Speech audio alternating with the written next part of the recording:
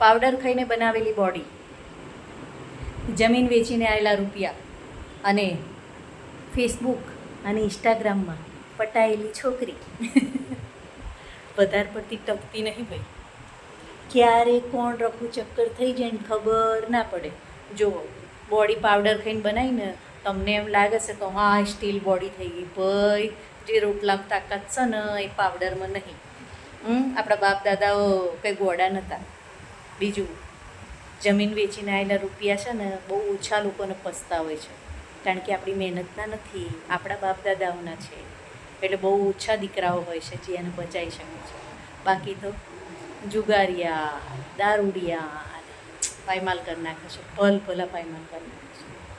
અને સોડીઓ ઓનલાઈન મળી જાય છે મફતમાં, એમ થોડું આવે. ચેટલાય ઘોડે ચડીને જવું પડે, ચેટલાય રૂપિયા ખર્ચવા પડે ને સમાજમાં રહીને સોડી આવે આપણી ઇજ્જતમાં. તાણે આ મફતી આવેલી સોડીઓ કંઈ ટકતી નહીં.